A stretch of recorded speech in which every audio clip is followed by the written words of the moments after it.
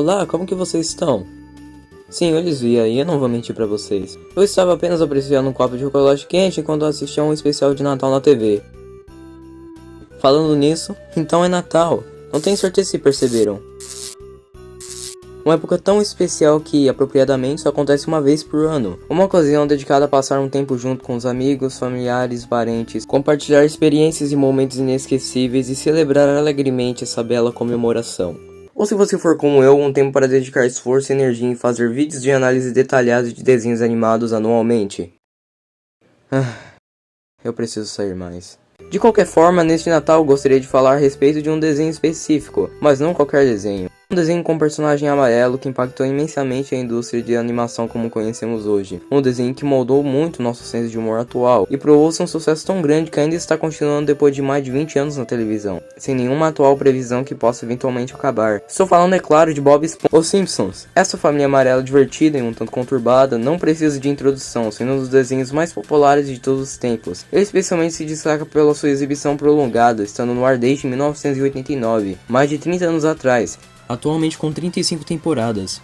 Sem dúvida, esse desenho é surpreendentemente longo, isso vindo de alguém que assistiu apenas as primeiras 11 temporadas até agora.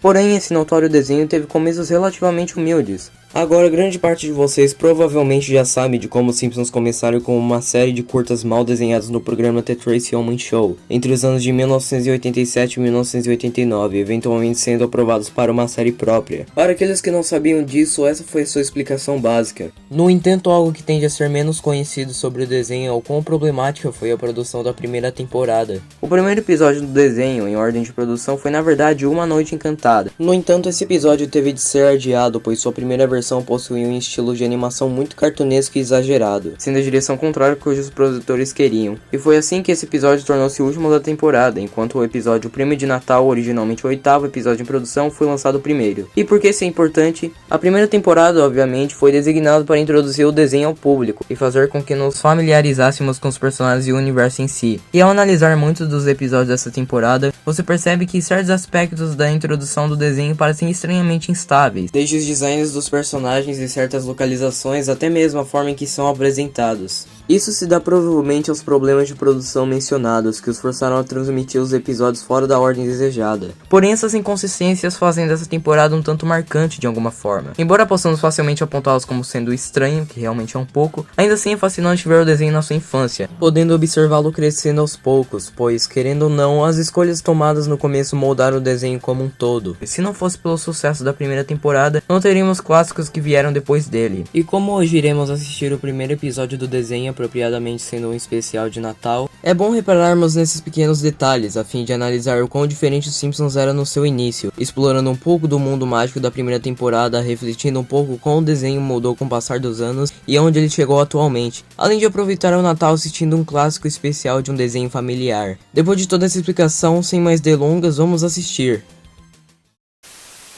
Ops, canal errado. Aqui está. O episódio começa com algo bem comum no desenho, um título escrito na tela. Isso é normalmente utilizado nos especiais de Halloween do desenho, considerando que esses episódios não são canônicos. No entanto, esse é um dos raros eventos em que um título é utilizado num episódio comum. Porém, isso de alguma forma se encaixa bem aqui, sendo um episódio de Natal, além de ser o primeiro episódio geral do desenho, o tornando realmente especial. Além de podermos ouvir a música tema familiar do desenho, sendo aqui uma versão natalina. O que é um tanto interessante, pois somos introduzidos ao tema do desenho numa forma diferente de como ela foi composta. E então ouvimos as primeiras falas ditas por Homer e Marge.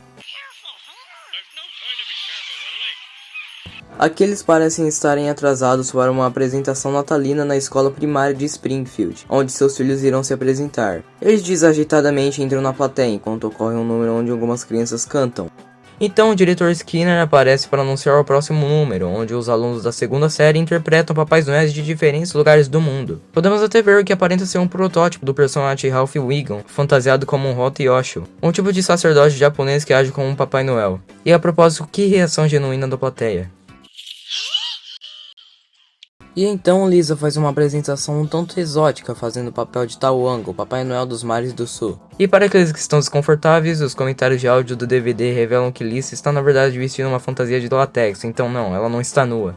No próximo número, a quarta série canta a canção natalina Jingle Bells, e aqui somos apresentados a muitos personagens familiares da escola, no entanto com seus designs indefinidos. Bart é visto no meio das crianças, é claro, cantando sua própria versão da música.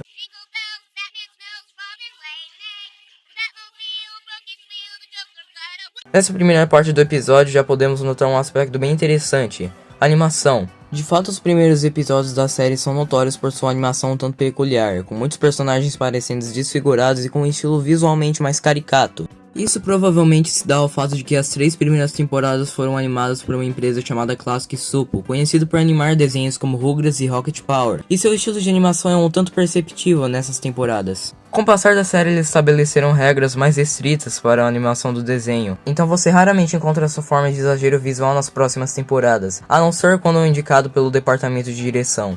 É sem dúvida muito estranho olhar para um episódio antigo e um mais recente lado a lado, mas é realmente surpreendente ver o trajeto que eles traçaram para chegar onde eles chegaram.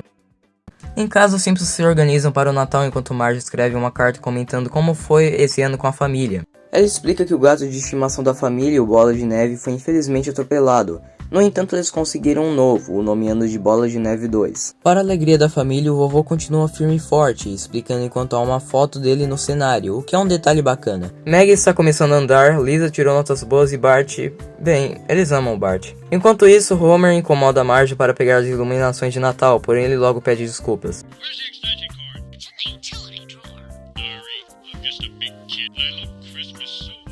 Nós também ouvimos o primeiro do Homer.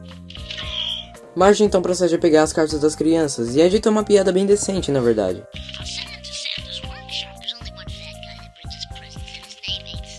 Podemos ver um pouco da caracterização dos personagens pelas cartas escritas. Lisa, sendo representada como uma criança jovem e inocente na primeira temporada, pede por um pônei, enquanto Bart, sendo o típico menino encrenqueiro, pede por uma tatuagem. Marge então recebe uma ligação de suas duas irmãs, Pat e Selma, e assim descobrimos que Homer não tem a melhor das relações com as duas. Depois Homer é visto dos lados de fora decorando a casa com luzes, que acabam mal funcionando. Mas é a intenção que conta, eu acho. Então Ned Flanders é visto pela primeira vez, mostrando sua impressionante decoração de Natal. Flanders e sua família têm uma introdução bem interessante nesse episódio. Ao invés de ser caracterizado como um cristão com uma família muito doce e religiosa, ele aparenta ser utilizado como um tipo de ferramenta para o enredo, pois aqui Homer é visto intimidado pela sua boa condição financeira e de vida, o que acaba lhe desmotivando parcialmente, embora ele persista no episódio. No entanto, o personagem permanece com sua gentileza e boas intenções. Ele não é egoísta, muito pelo contrário. No dia seguinte, Marge e as crianças se preparam para ir no shopping com o dinheiro que juntaram numa jarra. No lugar, Bart vê numa vidraça uma tatuagem e imagina ser o melhor presente de Natal para sua mãe, assim como para ele. Então ele imediatamente entra para consegui-la e de alguma forma ele consegue convencer o tatuador que ele é velho o suficiente.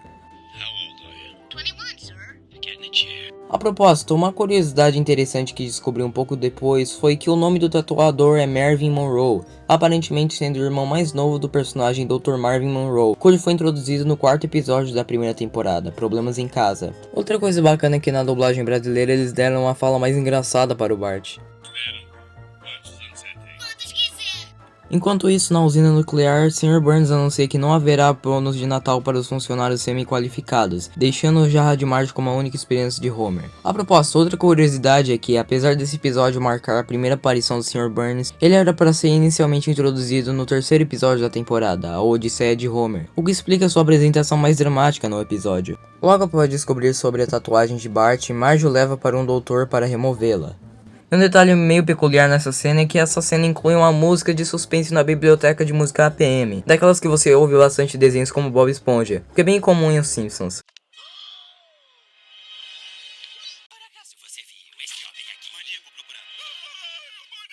O doutor realiza uma remoção da tatuagem por meio de raio laser. No entanto, o procedimento exige um alto custo de pagamento, o que significa todo o dinheiro na jarra de Marge. Em casa, a família explica o ocorrido a Homer, e ele imediatamente cai aos prantos. Porém, Marge sugere que eles usem o bônus de Natal dele. Homer concorda com Marge, afirmando que esse seria o melhor Natal de todas as famílias, escondendo a verdade de sua família. Em uma cena tocante, Marge questiona Homer sobre seu comportamento, com Homer respondendo o quanto ele a ama e que às vezes sente que ele não a merece devido à sua difícil condição financeira. Marge então pergunta a respeito do seu bônus de Natal, com Homer dizendo que ele quer fazer as compras de presentes nesse ano. No dia seguinte, Homer é visto numa loja de produtos baratos comprando presente de até $5 para sua família.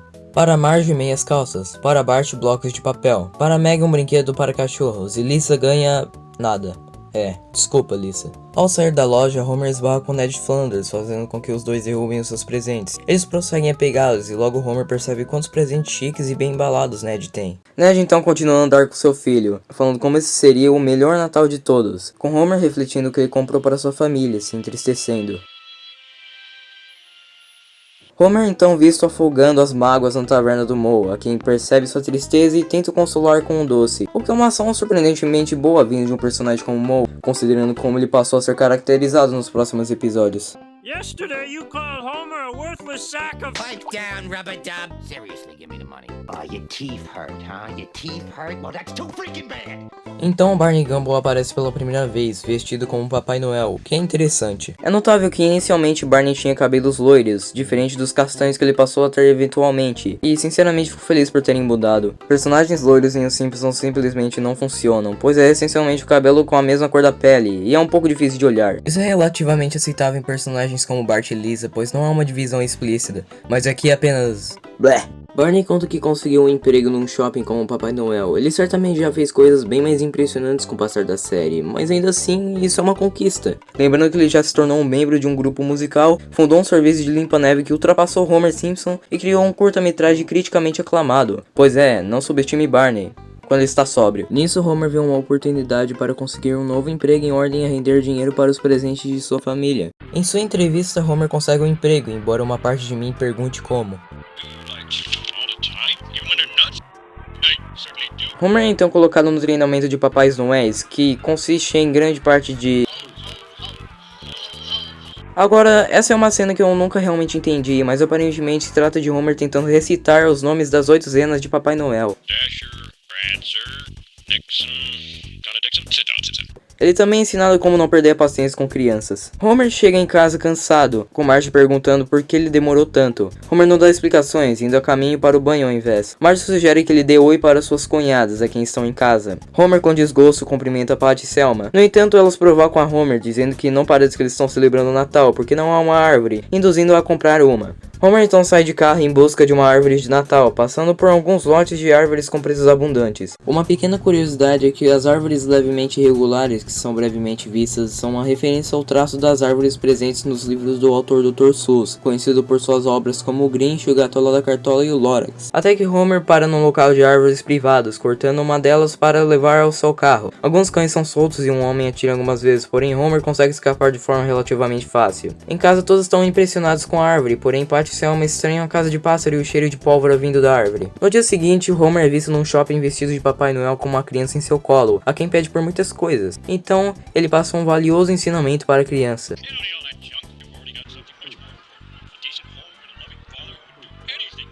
E também roubou o lanche dela. Então Bart é visto no shopping com 2 de seus amigos, Milhouse e Lewis, tirando o sarro do Papai Noel. Milhouse desafia Bart a tirar a barba dele, o que ele aceita. E Lewis magicamente fica branco. Ok. E temos outra piada bem engraçadinha até. Bart é colocado no colo de Homer enquanto ele finge não conhecer o garoto. Ele diz um de seus conhecidos bordões pela primeira vez. Ele procede a arrancar sua barba, descobrindo quem o Noel realmente é. Bart é então levado para a oficina do Papai Noel, onde o Homer explica tudo o que aconteceu. O garoto então mostra sua apreciação pelo seu pai. Homer então volta ao trabalho batendo sua cabeça na porta. Logo depois, Homer é visto na fila do banco com Bart para retirar o seu cheque, sendo recebido por um valor total de $13, sendo o valor líquido de uma renda bruta de $120. Homer então se encolhe no sofá em decepção. Barney é visto no banco, feliz pelos seus $13. Ele então diz que pretende ir numa corrida de cães, para apostar num dos competidores em ordem a consegui-lo mais dinheiro. Ele convida Homer, mas ele recusa por ele pensar que tal ação seria imoral para seu filho. Uau, estou realmente surpreso pelo quão moralmente ciente Homer aparenta ser nesses primeiros episódios. Tem a impressão de que Homer não pensaria 2 vezes em algumas temporadas depois. Porém, Bart insiste para eles irem à corrida, pois ele acredita que milagres sempre acontecem para as pessoas no Natal, como ele aprendeu na televisão. Então Homer é convencido a ir para a corrida com Barney e seu filho. Enquanto isso em casa, Marge e suas irmãs e vovô Simpson são vistos assistindo um desenho com Lisa, enquanto se perguntam onde está Homer. Eles então são vistos chegando à corrida, onde Barney aposta no número 6. No entanto, o megafone anuncia que o competidor número 8 foi substituído por um cachorro chamado Ajudante de Papai Noel. Homer acredita que isso seja um milagre, enquanto Bart vê isso apenas como uma coincidência. Homer procede a ir ao balconista, quem afirma que as chances do número 8 são de 99. Ele então aposta todos os seus $13 no Ajudante de Papai Noel, enquanto Bart tem um mau pressentimento, porém tenta apoiar seu pai. De volta em casa, eles notam que são quase 9 horas da noite e Homer ainda não está em casa. Pat fala mal de Homer pela sua incompetência, Lisa percebe isso. Então temos essa piada realmente engraçada, que também funciona como uma forma de exploração da personagem da Lisa, e um pouco de peso emocional, com Lisa dando um discurso épico e emocionante sobre a apreciação que ela tem pelo seu pai e o quão significante ele é pra ela, só para uma resposta cega vindo da Pat. He's the only father I have. He is my model of manhood, and my estimation of him will govern the prospects of my adult relationships. Any knock at him is a knock at me, and I am far too young to defend myself against such onslaughts. Go watch your cartoon show, dear. Já na corrida, o megafone anuncia o começo da corrida, e os cães já são soltos. Bart e Homer empolgadamente torcem para o Ajudante de Papai Noel. Infelizmente, ele é ultrapassado pelo número 6 no primeiro turno. Os cães continuam a correr, Bart e Homer continuam a torcer, eles ansiosamente almejam a vitória, porém eles não conseguem. O Ajudante de Papai Noel fica em último colocado novamente. Eles ficam ao lado de fora no lugar, procurando por alguma etiqueta de vencedor nas ruas, mas nada vem a eles, enquanto Barney é recompensado pela vitória do número 6. Agora eles ficam sem esperança, depressivos, derrotados nas ruas. No entanto, eles escutam uma voz de longe, o que aparenta ser um homem despachando o cachorro. E a propósito, uma curiosidade que os criadores receberam cartas de elogio por abordarem sobre aumentar o conhecimento do abandono de cachorros de corrida, apesar de eles não saberem que isso era um problema real na época. Então isso é bem bacana. Voltando ao episódio, o cachorro sendo abandonado parece ser o Ajudante de Papai Noel, a quem pula direto aos braços de Homer. Bart insiste que eles fiquem com o cachorro. Homer nega por um momento, porém um simples ato de afeição vindo do cachorro faz mudar de ideia. Homer finalmente chega em casa e confessa tudo o que aconteceu para a família. No entanto, ele é interrompido por Bart, mostrando o que eles conseguiram. Todos ficam contentes pela presença do cachorro para a família, e olha só, mais uma piada decente. Marge abraça Homer, imensamente agradecido pelo presente vindo de seu marido, e só apontando engraçado que eles acidentalmente inverteram o cenário nessa cena. Desculpe por quebrar o clima. Marge diz que esse é o melhor presente de todos, algo que podem compartilhar seu amor e despistar ladrões. Homer o nomeia de número 8, quer dizer, Ajudante de Papai Noel, e o episódio encerra com um belo cartão de Natal da família Simpsons. E nos créditos todos são vistos cantando a canção Rudolph e a Rena de Nariz Vermelho no piano. E esse foi o primeiro episódio de Os Simpsons, o prêmio de Natal. E o que mais pode dizer além de que esse é um excelente episódio de Natal e uma excelente introdução para o desenho?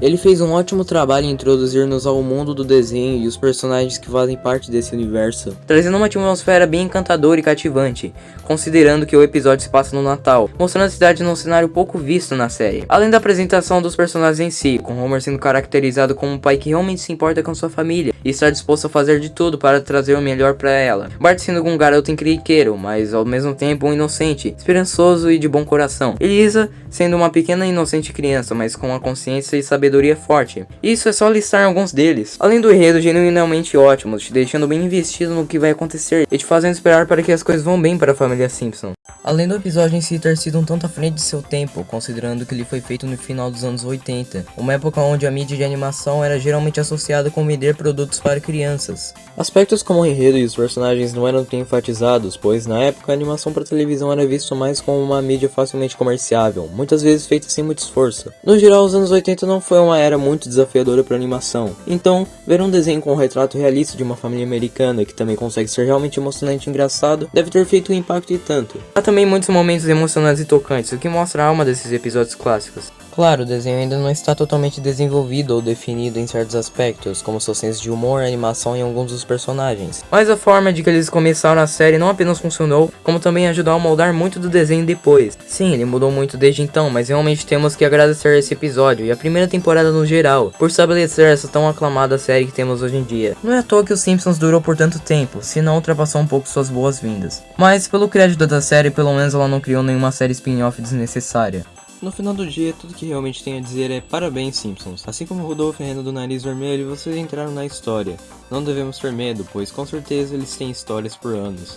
Ainda estou esperando o episódio em que Marge vira um robô. Ora, o que é isso? Um presente pra mim? Ah, o quê? Um cachorro? Ah, espera aí, pare com isso. Ai, pare com isso, pai. Sai, cachorro, sai daqui, sai. Bem, parece que Pedro está bem ocupado no momento, então eu direi por ele. Feliz Natal, Feliz Ano Novo e boas festas a todos.